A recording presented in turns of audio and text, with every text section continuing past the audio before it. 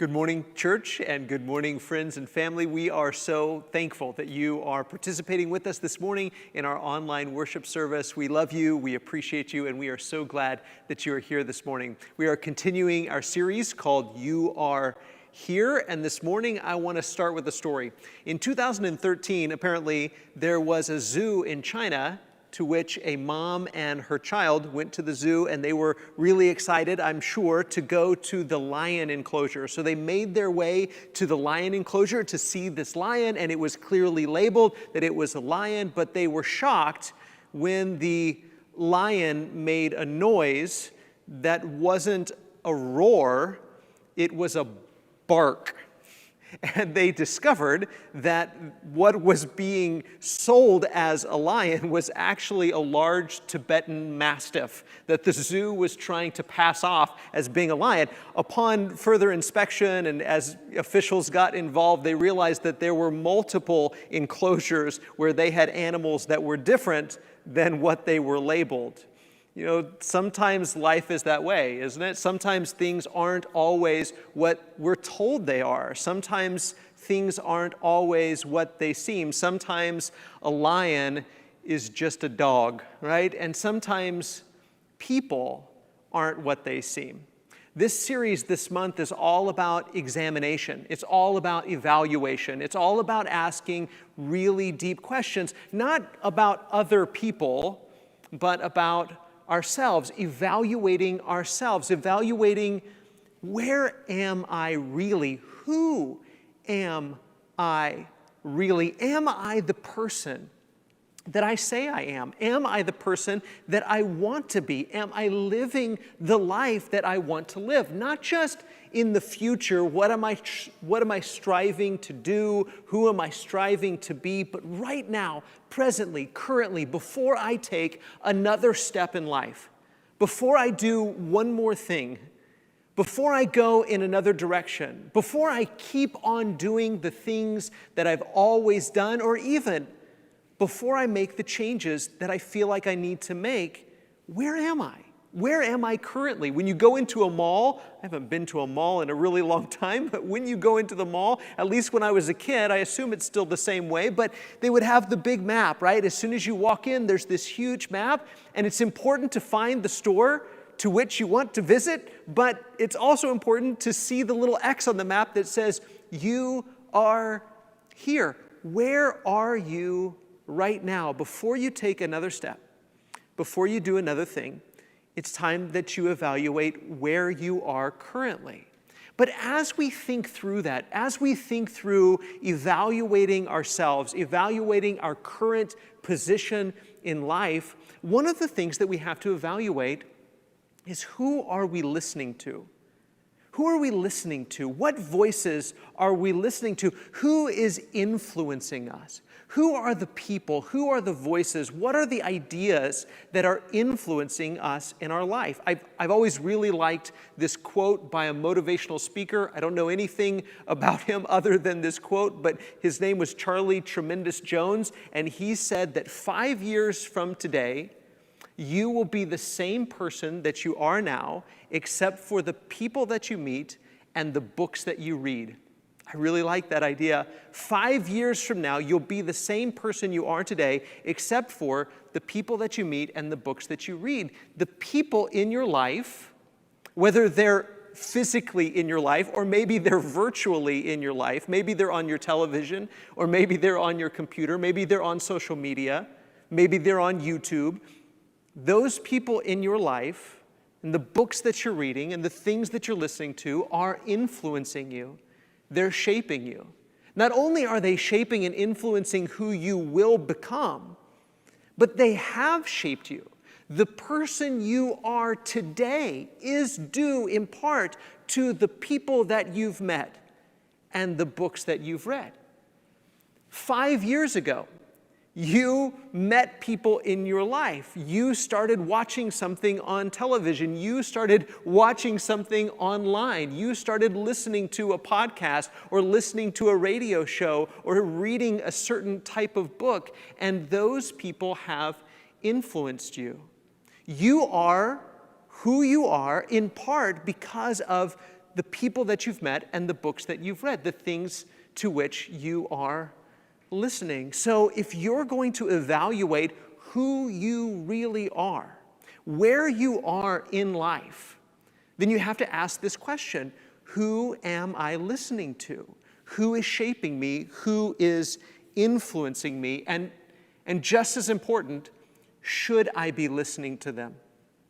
Am I listening to the right voices? Am I listening to the right people? Am I listening to the right messages?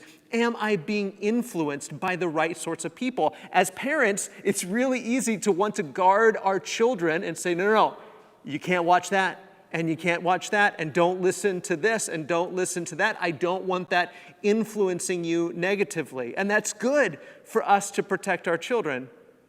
But who's protecting us? Who's guarding our hearts and our minds? How often do we really stop and ask ourselves, are these the voices to which I ought to be listening? Are these the ideas that I really want shaping me into the person that I am and the person that I will become? Let's listen to Jesus as we continue to wrap up the Sermon on the Mount. In Matthew chapter 7 and verse 5, he says this: "Beware of false prophets who come to you in sheep's clothing, but inwardly are ravenous wolves." First of all, I think we have to define prophet. What's a prophet? What is a prophet? Well, obviously a prophet is someone, a real prophet is someone who speaks on God's behalf, right? Somebody who is speaking a message that they received from God. But often when we think about prophets, we tend to think about someone who answers the question, what will happen, right? When we think about prophets, we tend to think about someone who tells us the answer to the question, what's going to happen? Someone who tells us the future. But for the most part, prophets didn't answer just the question, what will happen? What the question that prophets tended to answer is, why is this happening, right? Throughout biblical history, the prophets were the people who answered the question, why is this happening? Why is this happening to me? Why is this happening to my family? Why is this happening to my tribe? Why is this happening to our nation? Why is this happening in our world? So a prophet didn't just deal with future events. A prophet dealt with current events. Why is this happening?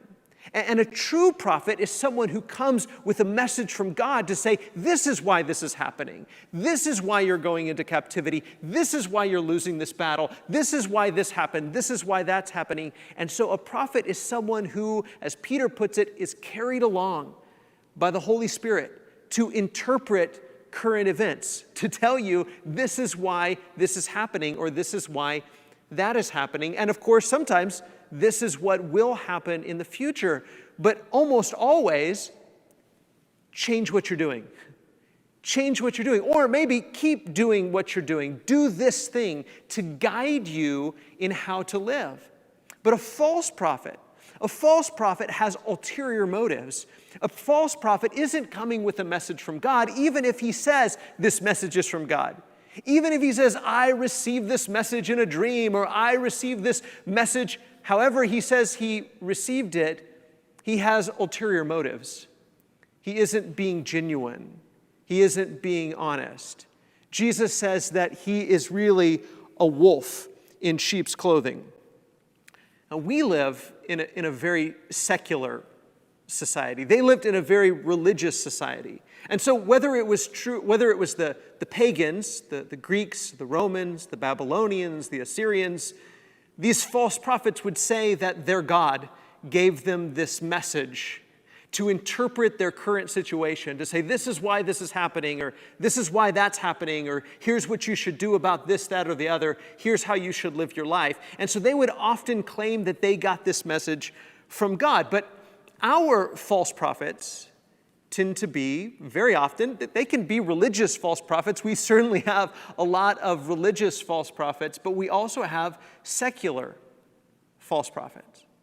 I mean, the world is full. Right now, especially, we have information overload, and there is no shortage of people who want to tell you that they know, they have this great understanding about why current events are happening. And they have a message to share with you about why current events are happening the way that they're happening. And they also want to tell you and guide you in how you live your life so that in the future you'll find good fortune and success, right? And even if they don't claim that this message that they're giving to you is of divine origin, it doesn't change the fact that they can be false prophets, claiming to be able to see with great insight why certain things are happening the way that they're happening, claiming to have great insight about how everybody should live their lives, and if we just lived our lives this way, these bad things wouldn't happen and these good things would happen, so everybody should listen to me and do what I'm telling you. But Jesus says, no, listen, beware. You notice that first word? Beware. Beware, be alert, be on your toes. Understand that not everybody who says that they have insight, not everybody who says that they have a message from God about why things are happening or what things will happen or how you should live your life, not everyone is actually bringing you a divinely inspired message. Not everybody is telling you the truth. And some people are wolves in sheep's clothing. Sometimes what appears to be a sheep is really a wolf. Sometimes what appears to be a lion is really a dog. Not everything is what it seems. And so we have to stop and evaluate sometimes, don't we? Because we've all listened to prophets, haven't we? We've all listened to people who claim to have the insight about current events, the insight about future events, the insight about how to live your life in a way to secure good fortune. We've all listened to people who claim to have this great, if not divinely inspired message. And we have to ask ourselves, are they false prophets? Are they people that have ulterior motives, who really have this other motive to devour, to use for their own ends, for their own gain, to exploit the people who listen to them, to exploit the people who follow them, who exploit the people that believe their message, because the world has always been full of people who want to get a gathering of followers, who want people to listen to them and follow them, and so they will tell them whatever they want to hear. This is why this is happening. Yeah, it's all their fault. You know those people over there, all those people over there, it's because of them. And if we could just get those people out, or if we would just stop listening to those people, or if we would just start doing these things, things would get better. And throughout history, there have always been people who claim to have this great insight and who gather a great following and say, if you'll just listen to me, I will show you the light. If you'll just listen to me, I will show you the truth. And if you think that you're not capable of following a false teacher or a false prophet, whether that be a religious false prophet or a secular false prophet, maybe when we think that about ourselves, oh, well, I wouldn't fall for that. I wouldn't believe that. Listen, Jesus is telling his disciples, beware. When we think that about ourselves, we are the most vulnerable to following false prophets, to following false teachers. When we think it couldn't happen to me, I wouldn't believe that. So we have to stop and ask ourselves, are the people who are influencing me, are the people who have influenced me, are the people to whom I'm listening, are they false prophets? Are they wolves in sheep's clothing? But that's the thing. How do you know, right? How do you know? How do you know that someone isn't what he seems to be or isn't who she seems to be? How do you know when a lion is not a lion and it's really a dog? How do you know when what appears to be a sheep is really a wolf? I'm glad you asked. Look at what Jesus says. Verse 16, he says, you will recognize them by their fruits. Are grapes gathered from thorn bushes or figs from thistles? And think about that metaphor for a second. He says, if you have a thorn bush and you're sitting there waiting for it to grow some grapes on it, you're going to be waiting a really, really long time, right? I don't know why I can't get any grapes. Well, maybe because it's not a grapevine. That's why, right? I don't know why this thing isn't growing any figs. Because it's a thistle bush. It's not a fig tree. That's why you're not getting any figs. You only get grapes from a grapevine. You only get figs from a fig tree. And then he says, so every healthy tree bears good fruit, but the diseased tree bears bad fruit. A healthy tree cannot bear bad fruit, nor can a diseased tree bear good fruit. Every tree that does not bear good fruit is cut down and thrown into the fire. I want to get kind of personal for just a second. I used to listen to a lot of talk radio. You could almost say that the talk radio hosts were sort of my prophets, interpreting current events, saying, this is why this is happening. This is why this is happening. Here's what's going to happen in the next few years. Here's what I foresee. Here's what I predict. Here's how you need to change what you're doing. If you don't want this to happen, here's what you need to why you need to change what you're doing if you want this to happen. But then I stopped and I recognized something that I didn't like in myself. They were producing bad fruit in me. In my life, I saw anxiety and anger. I was anxious and angry when I would listen to these prophets, if you will. And that bad fruit was produced in me. Listen to what Jesus says. Jesus says, you will know these false prophets by their fruit. Now, sometimes that fruit is produced in their individual life, right? And sometimes we see it, don't we? We see it with both religious false prophets and with secular false prophets. We see the mask torn off every now and then, don't we? And we see, oh, they weren't who they pretended to be. Their life was full of deceit and hypocrisy. Their life was full of scandal and immorality, and they're not who they said they were. And so sometimes we can see this bad, diseased fruit in the individual lives of the false prophets. But sometimes we see this bad fruit. I would even say more often, we see this bad fruit in the lives of the people that they influence, right? We see the diseased fruit. We see the bad fruit in the lives of the people that they're influencing. And Jesus says, you can tell who are false prophets by their fruit.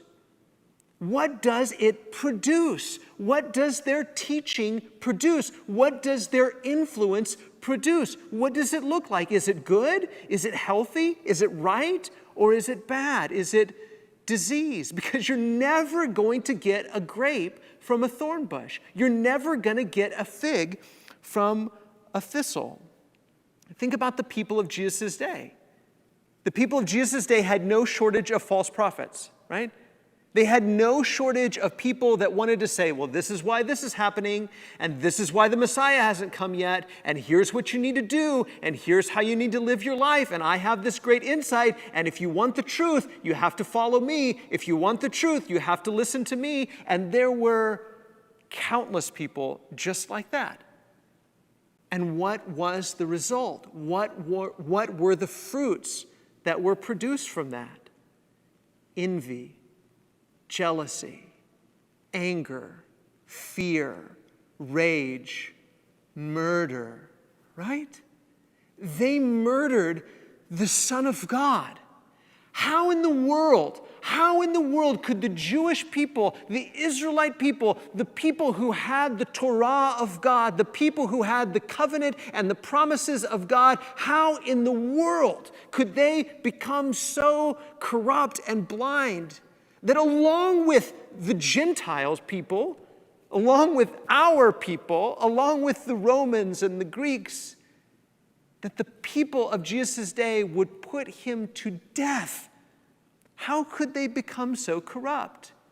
False prophets who produced in the people fear and worry and anxiety and anger and blame and rage and jealousy and all of this corruption Again, sometimes we see the bad fruit in the individual life of the false prophet. But sometimes we see the bad fruit in our life, in our thinking, in the way that we are living. And we have to stop and ask ourselves, what kind of fruit is this teacher producing? What kind of fruit is this teacher and teaching producing? What kind of fruit does this influence have on me and to the others who are influenced by him? Look at verse 20. Jesus says, "Thus you will recognize them by their fruits." This is where spiritual discipline is so important, isn't it? Because we could just not listen to Jesus and we could just say, yeah, okay, well, that's somebody else. Somebody else needs to beware of false prophets. The people of Jesus' day need to beware of false prophets. Or maybe gullible people need to beware of false prophets. Or maybe those people over there that don't know what I know need to beware of false prophets. But Jesus says, no, all of you, all y'all need to beware of false prophets.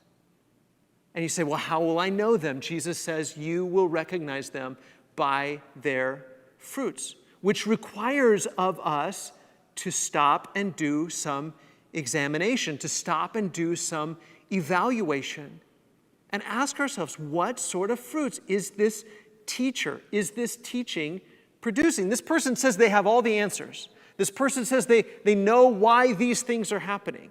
This person says that they have a message that if we would just listen to them, we'd have it all figured out, all sorted out. And I'm tempted to listen, and I'm tempted to follow them. And Jesus says, you'll know whether this is a good message or a bad message, whether this is a true message or a false message, whether this is a message from God or not, by the fruits that are produced by this teacher, by these teachings. And if we don't take the time to evaluate the fruits of the people to whom we're listening, we will fall into this trap. So here's my encouragement for us this morning. Take time to ask yourself, who are my prophets and what are their fruits? Who are my prophets and what are their fruits? Who are my prophets? Who are the people that you're allowing to interpret current events for you? Who are the people that you are allowing to interpret current events for you? I don't just mean what's happening. It doesn't take a prophet to examine what's happening, but why is this happening? Why is this happening? Why is this happening? Why are these things happening? Why are these things happening to me? Why are these things happening to my family? Why is this happening in our world? Who are you tempted to listen to? Who are you tempted to be influenced by? Who are you following? Who are the voices that you're listening to, and what are their fruits? What has been the result of their teaching in your life? What has been the result of their teaching in their own life, right? That's a question that we should ask. What's been the result of their teaching in their life? If this person claims to be a moral teacher, if this person claims to be leading others in the right direction, yet their own life is a mess, well, what sorts of results is that teaching having in their life? But sometimes it's very hard to see that. But what you can see is what sorts of results is this teaching having in your life? And church, listen, if a message is a gospel message, if a message is the truth, if a message is from God, if a message is from the Spirit, then we know exactly what sort of fruit the Spirit produces in a person's life, don't we? We know exactly what sort of fruit the Spirit produces in someone's life. The fruit of the Spirit has these characteristics: love and joy, peace, patience, kindness, goodness, faithfulness, gentleness, self-control, right? That's what Paul says. You know. And in fact, Paul is dealing with the exact same thing in Galatians chapter 5. He's talking to the churches in Galatia, these Gentile Christians who are being led astray by false prophets, by false teachers, who had ulterior motives. And he says, listen, here's the works of the flesh. Here's the bad fruits that are produced when you listen to that. When you listen to that, then there's all kinds of envy and jealousy, and there's boasting, and there's pride, and there's anger, and there's sexual immorality, and all of these things that are the results of listening to teachers who encourage you to indulge to the flesh. But those who are leading you by the Spirit, the results are obvious. Love, joy, peace, patience, kindness, goodness, faithfulness, gentleness, self-control. James says the exact same thing in James 3. He uses different words, but it's the same idea. And he says that wisdom that's from below, it has these results. And wisdom that's from above, it has these results. It's pure, and it's peaceable, and it's full of good fruits. It's full of love. Church, listen.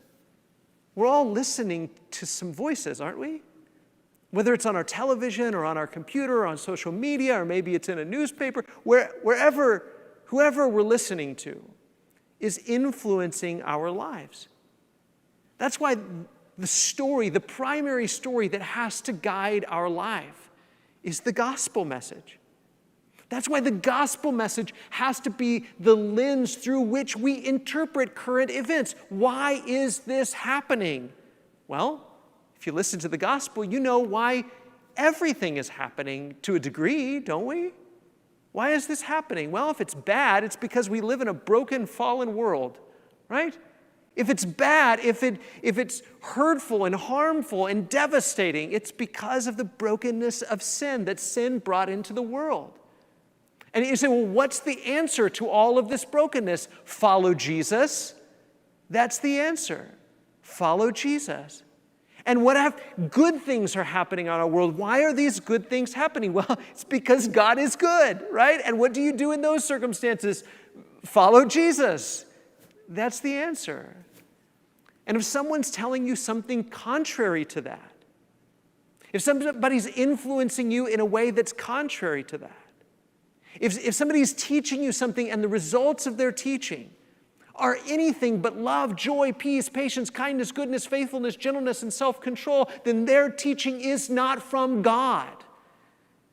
We have to take the time to ask ourselves, what sort of influence is this teaching having on the teacher himself?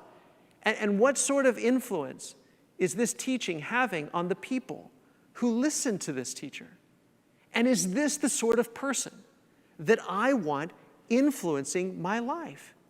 And that's a good question to ask when we're listening to a religious teacher, and it's a good question to ask when we're listening to a secular teacher. Because the world is full of people who want to influence, who want to teach, who want to guide, who want to interpret current events. But our true prophet, the one who truly speaks from God and for God and represents God and is God, is Jesus. He is God's final revelation to us. And if we want to know what's happening and what will happen and how should I live my life, then look to Jesus, the author and perfecter of your faith. And if you wonder about teachers you encounter along the way who influence you in one way or another, and you wonder, is this true? Is that true? Then look at their fruits. Jesus says you will recognize them by their fruits. So you've got to stop and ask yourself, who are my prophets and what are their fruits? Who are my prophets and what sort of impact and influence are they having on themselves and on the people to whom they're talking? I hope that's something that you'll spend today asking yourself and thinking about, maybe thinking through with your life group, maybe thinking through with your family, but hopefully it will help us to realize where we are right now so that we can take the next step by faith. Church, thank you for being here. We're going to sing one more song, and then we're going to be closed with a prayer. Thank you for being here this morning.